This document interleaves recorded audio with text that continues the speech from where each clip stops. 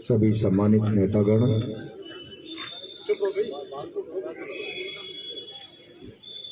मेरे सामने उपस्थित कांग्रेस पार्टी के कार्यकर्ता बंधु और बहनें, आज कांग्रेस पार्टी के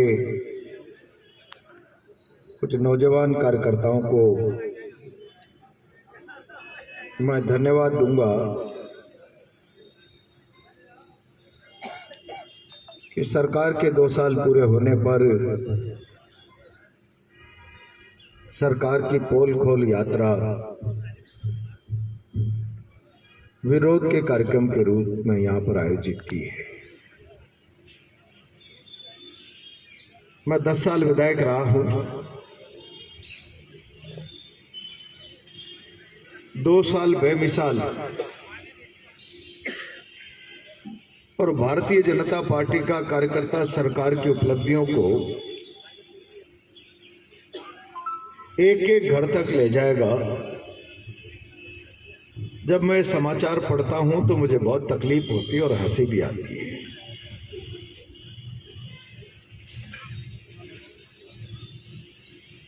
मैंने कई सरकारें देखी है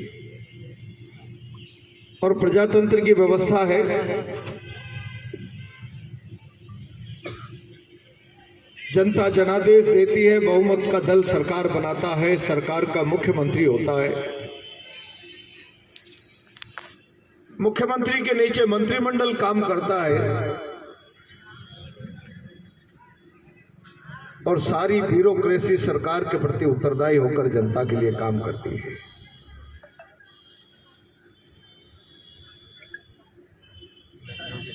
किस बात का 2 साल बेमिसाल ये भारतीय जनता पार्टी की सरकार और मुख्यमंत्री मना रहे, मैं आज तक नहीं समझ पाया। मैंने आजादी के 75 साल बाद कहीं पूरे देश के किसी प्रांत ऐसा दृश्य नहीं देखा कि एक मुख्यमंत्री और उसके नीचे मंत्रिमंडल होगा। अब व्यवस्था बदल गई।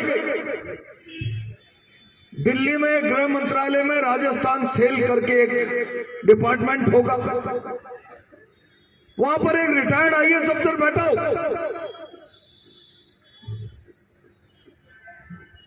और राजस्थान का चीफ सेक्रेटरी सुबह शाम उसको रिपोर्ट करेगा और राजस्थान का मुख्यमंत्री चीफ सेक्रेटरी के अधीन काम करेगा। कभी नहीं देखा मैं। एक चीफ सेक्रेटरी होगा, उसके नीचे मुख्यमंत्री होगा, मुख्यमंत्री के नीचे का सिस्टम फिर परंपरागत होगा। कई बार भारतीय जनता पार्टी के लोग कहते थे भजनलाल सरकार, तो मुझे हंसी आती। ब्यूरोक्रेसी के लोग दबी जुबान से कहते थे ये भजनलाल सरकार नहीं है, ये तो पंत सरकार। अब जिस सरकार के मुखिया की लगाम सरकार की लगाम मुखिया के हाथ में ही नहीं, जिसकी लगाम ब्यूरोक्रेसी के हाथ में, और उसका परिणाम यह हो कि सरकार की जिम्मेदारी राजस्थान की जनता के प्रति नहीं, सरकार की जवाबदेही राजस्थान की जनता के प्रति नहीं। बहुमत दल जब राजस्थान के जनमानस से किसी स्थापित नेता को मुख्यमंत्री बनता है तो स्वभाव से जनता के प्रति उत्तरदायित्व का भाव होता है। लेकिन जब कोई दिल्ली पर्ची निकालकर किसी को लॉटरी के रूप में मुख्यमंत्री बनाती है तो उसके उत्तरदायित्व की भावना दिल्ली के प्रति होगी, राजस्थान की जनता के प्रति नहीं होगी। राजस्थान के मुख्यमंत्री पिछले 2 सालों से केवल एक काम कर रहे हैं, दिल्ली नाराज नहीं तो मेरी कुर्सी सलामत, दिल्ली नाराज हो गई तो मेरी कुर्सी खतरे में आ जाएगी। दिल्ली प्रसन्न रहनी चाहिए, राजस्थान की जनता जाए बाहर में। और उसका परिणाम ये हुआ राजस्थान में आज चारों तरफ अराजकता है। इस सरकार का वित्तीय प्रबंधन समाप्त हो गया है। 10 दिन पहले आपने अखबारों में समाचार पढ़ा होगा, जोधपुर में विश्वविद्यालय के वाइस चांसलर के हाथ तोड़ दिया, पैर तोड़ दिया कर्मचारी, केवल इस बात के लिए कि जिन लोगों ने जिंदगी भर 60-60, 65-65 साल की सेवा विश्वविद्यालय में देने के बाद सेवानिवृत्त होकर घर जा रहे हैं, उनके पास पेंशन का पैसा नहीं है, उनकी पेंशन का रुपया नहीं मिल पाता। और कल तो अखबारों में छपा है कि पूरे राजस्थान के विश्वविद्यालयों की माली हालत यह है कि विश्वविद्यालय चलाने के लिए कर्जा लेकर काम करने की आवश्यकता पड़ रही है। जिस सरकार में शिक्षा जैसे संस्थानों को चलाने के लिए कर्जा लेकर काम चलाना पड़े, मैं समझता हूं इससे गिरी हुई बात इस सरकार के लिए कोई दूसरी नहीं हो सकती। कानून व्यवस्था नाम की कोई चीज नहीं है। सरकार का खजाना खाली है, विकास राजस्थान का ठप है। और अभी भाई विपिन और सारे लोग बोलने वाले कह रहे थे गुंडागिर्दी हो रही है। जब सरकार का चेहरा काला हो जाता है, सरकार कमजोर हो जाती है, तो अपने चेहरे पर नकाब डालने के लिए पुलिस की परत लेती है, कानून की आड़ लेती है, पुलिस की ढाल लेती है। और वही हालात आज राजस्थान में। मैं हमेशा कहा करता हूं, प्रजातंत्र में सरकारें लोगों की जान माल व्यवसाय की सुरक्षा की गारंटी है। लोगों की जान माल व्यवसाय के लिए भय का कारण सरकारें नहीं होनी चाहिए। आज राजस्थान में क्या हालात है? राजस्थान का आम जनमानस सरकार से भयग्रस्त है। और मैं अगर कोटा का सवाल करूं, रोज किस प्रकार के किस्से कहानियां अभी लोगों ने भाषण करते हुए कहा कोचिंग उजड़ गई। यहाँ मीडिया के लोग बैठे हैं, तभी जुबान से सारा शहर कहता है किसने मांगी यहाँ की एक कोचिंग से 50% की पार्टनरशिप, और उसका परिणाम ये हुआ कि उसे देश यहाँ से छोड़कर देश के दूसरे कोनों में जाना पड़ा। और इससे बड़ी गिरावट, ये उर्दीधारी लोग यहाँ बैठे हैं, कोई मोरली नहीं बचा है। मुझे कभी कभी लगता है तुम्हारा जमीर गिर गया तो इस उर्दी पे दाग मत लगाओ। एक ओएसडी के चेंबर में गुंडे बैठते हैं एक साइड में पुलिस के इंस्पेक्टर डिप्टी बैठते हैं। गुंडे डिक्टेट करके प्लानिंग करते हैं, पीछे से मवालियों की तरह उन्हें ताकत देने के लिए पुलिस के लोग जाते हैं। जमीर मर गया हो तो उर्दी उतार दो, इस पे कालिक मत पोतो यार, इस पे कालिक।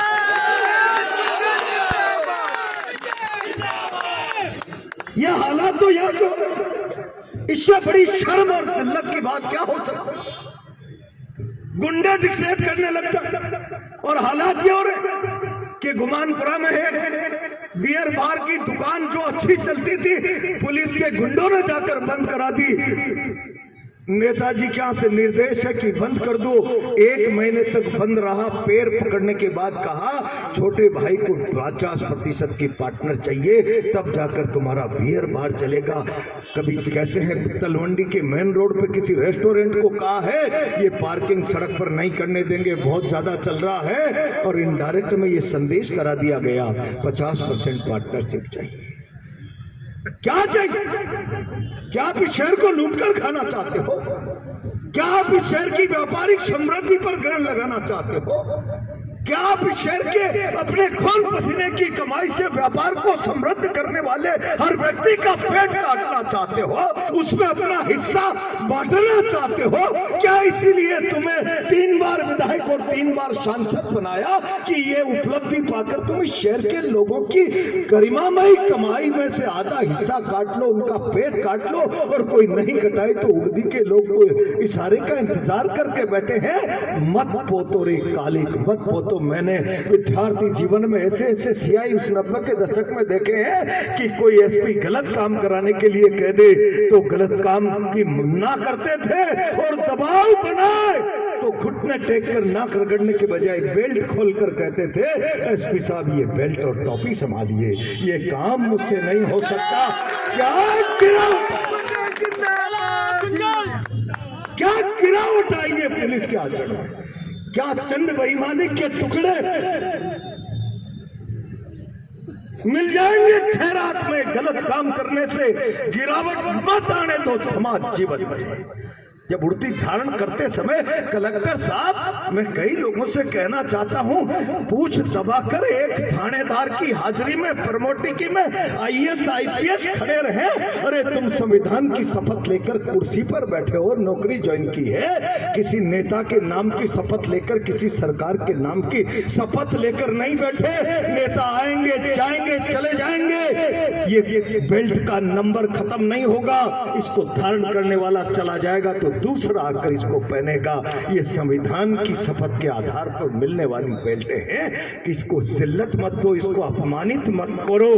क्या हालात हो रहे हैं इस शहर में, मवालियों की तरह पुलिस और गुंडे मिलकर लोगों के मकान खाली कराने, दुकानें खाली कराने, लोगों के धंधों में से हिस्सेबाजी करने का जो काम चला रखा है।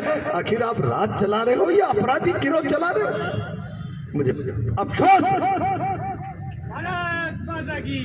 ये सारा काम शहर की आंखों देके हो रहा है। कोई एक व्यक्ति लिखने का और बोलने का साहस नहीं करता। खबर जरूर लिखेंगे, फला जगह जुकाम हो गया स्पीकर जी को, पैदल चलकर वहां गोलगप्पा खा लिया।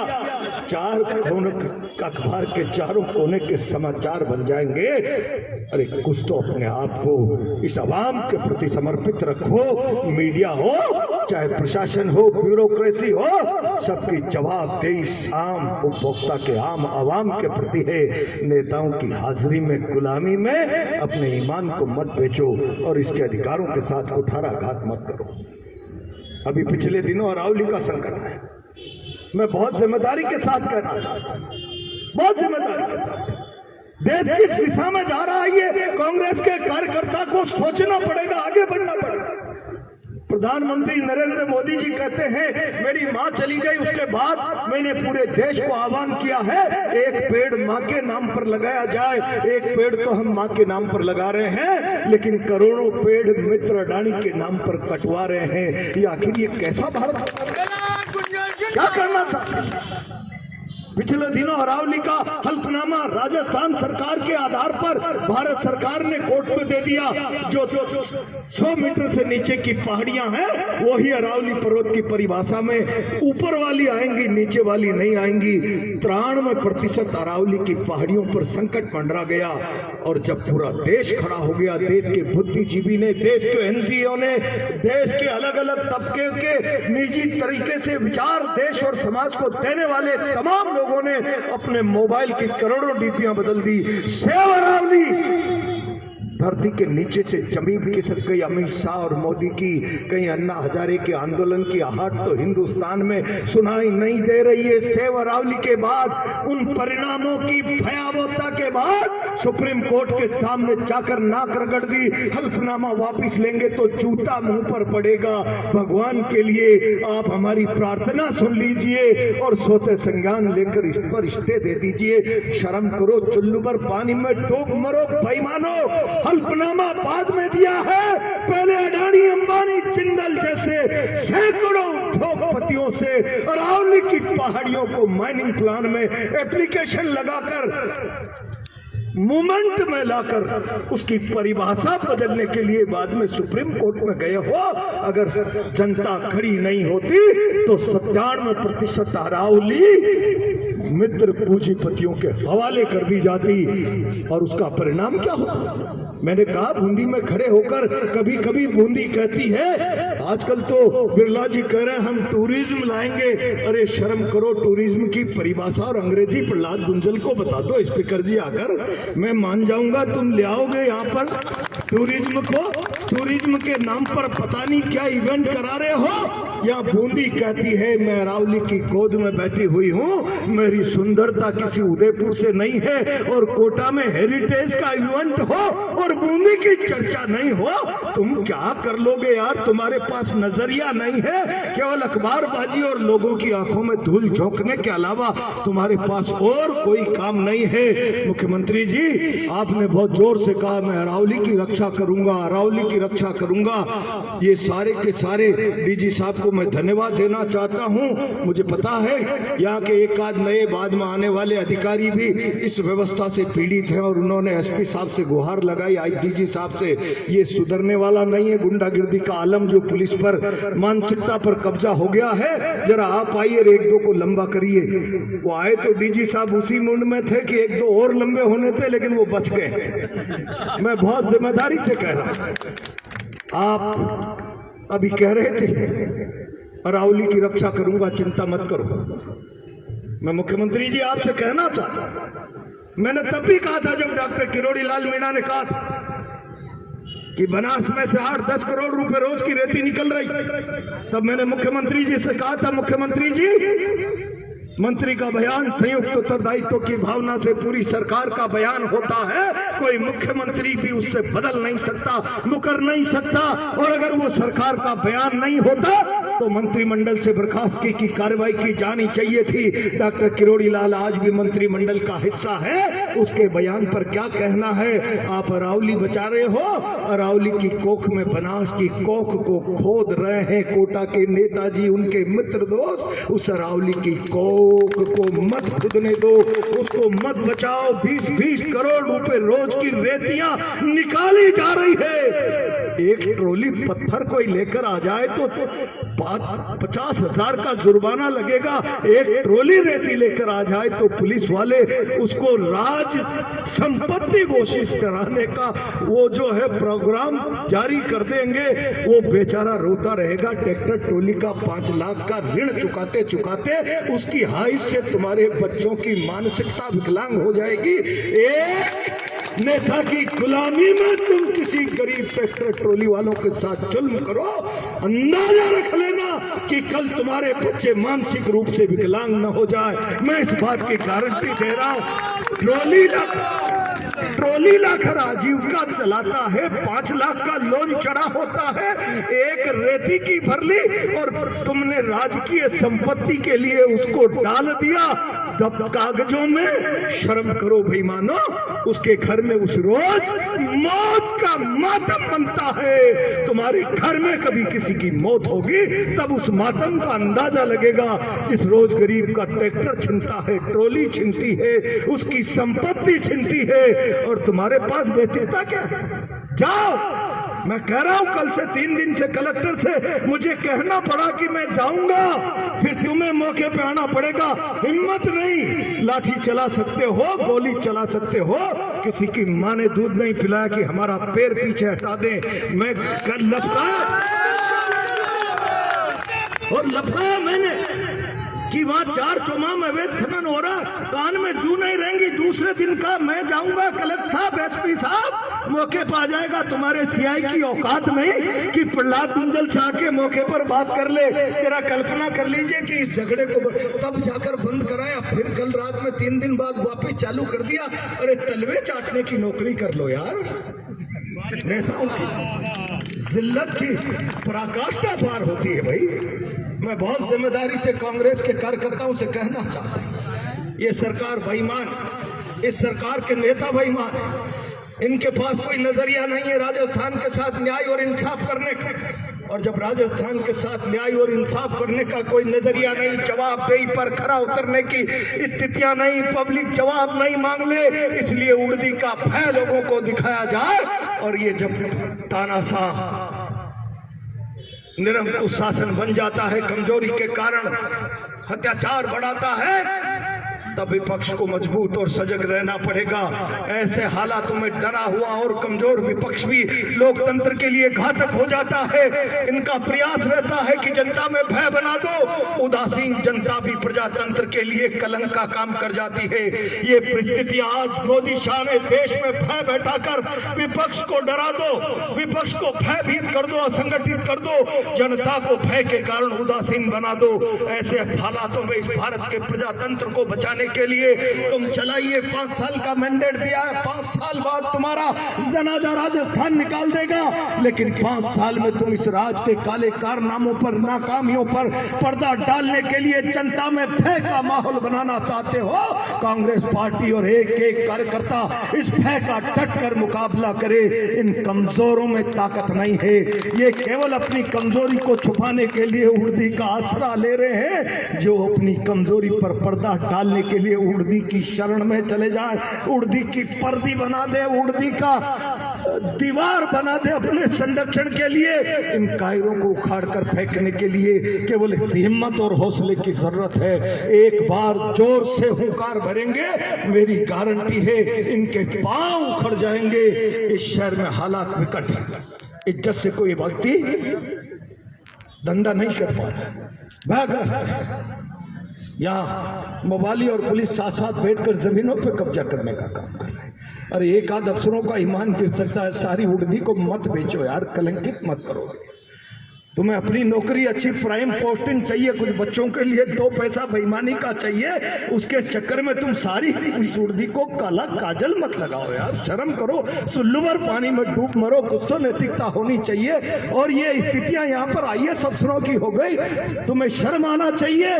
IAS इंडियन सर्विस, अब इसके बाद तो तुम्हें हम कोई इंटरनेशनल सर्विसेज का तमगा तो नहीं दे सकते। इतनी बड़ी सर्विस के बाद तुम जूतियों में जाकर बैठो, थानेदार के प्रमोटी लोगों के अनैतिक तरीके से तुम हाजिरियां भरो नेताओं की। हिम्मत रखो, हिम्मत रखो। मैंने 1980-90 के दशक में जब विद्यार्थी राजनीति में था, इसी कोटा में एथिक्स पे जीने वाले ऐसे थानेदार देखे हैं जिन पर कोई SP के दबाव से काम करने की नौबत आए तो टोपी और बेल्ट SP साहब के टेबल पर रख देते थे। ये गलत काम नहीं होगा। जरा कुछ लोग उनमें से जिंदा होंगे, कुछ नहीं होंगे। उनकी स्मृतियां हो तो उनकी तस्वीरों को झांक कर अपने संतस के काले को मिटा लिया करो यार। सरकारी नौकर हो, किसी के गुलाम नहीं हो, मवाली नहीं हो, ये स्थितियां पैदा करो। और ये स्थितियां पैदा नहीं की तो इस शहर को सरागा जो नेताओं ने बना दिया, तुम भी जानवरों की तरह उसको चरने वालों में शुमार हो जाओगे, उसको लूटने वालों में शुमार हो जाओगे। कुछ तो अपनी इज्जत की परवाह करो। थोड़े लोग सब मिलकर अपनी इज्जत की, अपनी नौकरी की, अपनी मर्यादा की परवाह करो। मैं आज इस अवसर पर कांग्रेस के लोगों से कहना चाहता हूं, सिस्टम कोलैप्स हो गया है। मुख्यमंत्री के हाथ में कुछ नहीं है, कोटा में गुंडागर्दी का राज है। अब छाती तान कर खड़े हो जाओ, बहुत हो गया है। 2 साल हमने इस सरकार को, इस गुंडागर्दी को सुधर जाओ ग्रेस पीरियड दे दिया। अब कोई गुंडागर्दी हुई तो जान की कीमत पर पब्लिक का अपमान बर्दाश्त करेंगे। ये संकल्प धारण करके कांग्रेस का कार्यकर्ता जाए। ये सरकार अपने आप पतन के रास्ते पर जा रही है। जरा गरजते रहो, बरसते रहो, हुंकार भरते रहो जनता के हक अधिकार के लिए। मेरा विश्वास है 2028 हो सकता है उससे पहले ही सरकार की विदाई का रास्ता बन जाए। बहुत बहुत धन्यवाद।